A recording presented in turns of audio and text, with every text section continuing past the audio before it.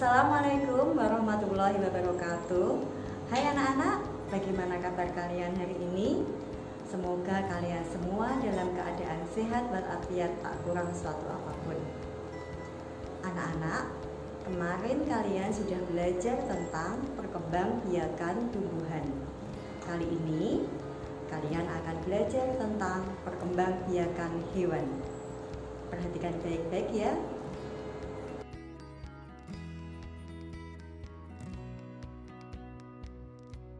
Perkembangbiakan hewan.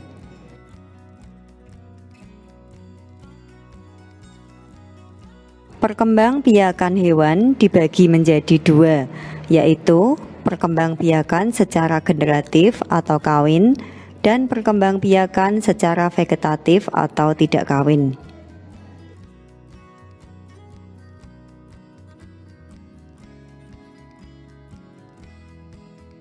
Perkembangbiakan hewan secara generatif dibagi menjadi tiga, yaitu ovipar atau dengan cara bertelur, vivipar dengan cara beranak, dan ovovivipar dengan cara bertelur dan beranak.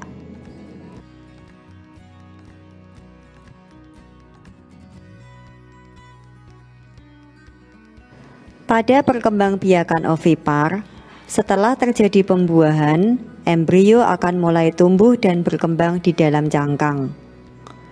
Di dalam cangkang telur, tersedia nutrisi atau cadangan makanan yang siap dikonsumsi oleh embrio.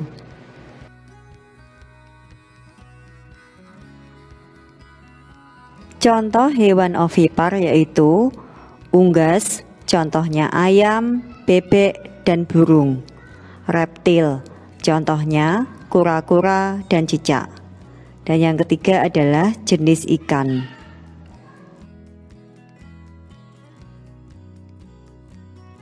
Ciri-ciri hewan ovipar yaitu 1. Tidak memiliki kelenjar susu. 2. Tidak memiliki daun telinga.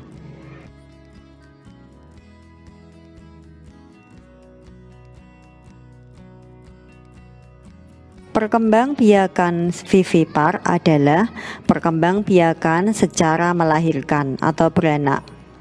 Pada perkembangbiakan vivipar, embrio tumbuh dan berkembang di dalam rahim hewan betina. Selama di dalam kandungan, embrio tersebut akan mendapatkan nutrisi melalui plasenta.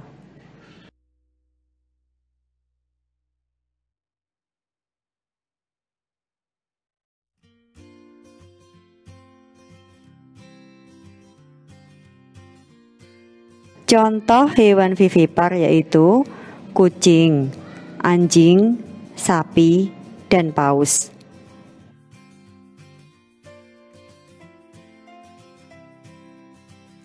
Ciri-ciri hewan vivipar yaitu 1. Memiliki kelenjar susu.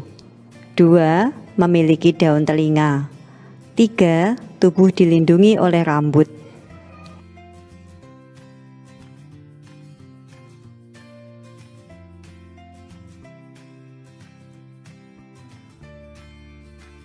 Perkembangbiakan ovovivipar adalah perkembangbiakan secara bertelur dan beranak. Pada perkembangbiakan ini, setelah terjadi pembuahan, embrio yang terbentuk akan tumbuh dan berkembang di dalam telur. Namun, telur tersebut tidak akan dikeluarkan dari tubuh induknya, melainkan tetap berada di dalam tubuh induknya sampai menetas. Setelah menetas, anaknya akan dilahirkan oleh hewan betina.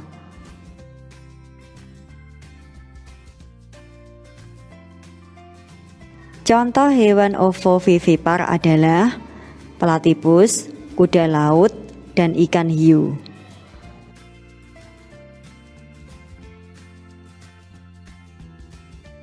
Ciri-ciri hewan ovovivipar adalah 1. Calon individu baru bertelur dan menetas dengan keluar dari tubuh induk. 2. Makanan diperoleh dari telur tetapi tetap berkembang dalam induknya. 3. Tidak mempunyai rahim.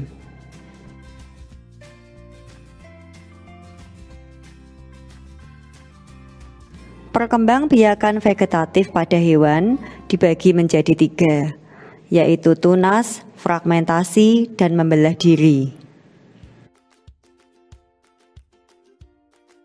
Pada perkembangbiakan melalui tunas, sebuah tunas kecil akan muncul di tubuh hewan. Ketika sudah dewasa, tunas kecil tersebut akan berpisah dengan tubuh induknya dan akan membentuk individu baru. Contoh hewan yang berkembang biak dengan tunas adalah hidra. Perkembangbiakan secara fragmentasi adalah perkembangbiakan dengan memutus atau memotong bagian tubuhnya menjadi beberapa bagian, dan potongan tubuh tersebut akan membentuk individu yang baru. Contoh hewan yang berkembang biak dengan fragmentasi adalah cacing planaria. Pada perkembangbiakan membelah diri, ketika membelah diri, inti sel hewan akan membelah menjadi 2, diikuti dengan pembelahan sitoplasma dan dinding sel untuk membentuk individu baru yang lengkap, tanpa ada proses pertumbuhan. Contoh hewan yang berkembang biak dengan membelah diri adalah amuba.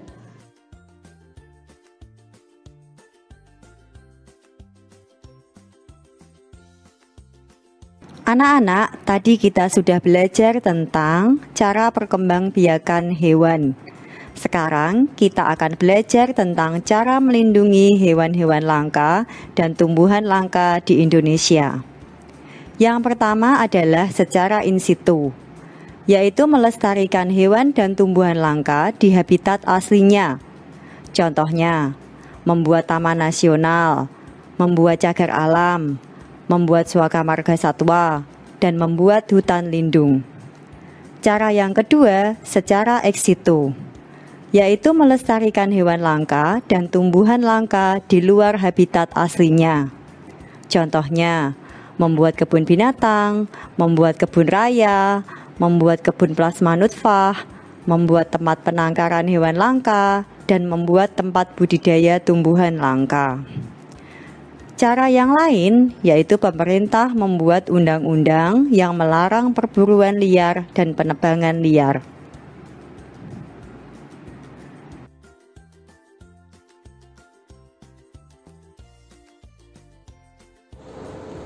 Nah, anak-anak, tadi kalian sudah belajar tentang perkembangbiakan hewan.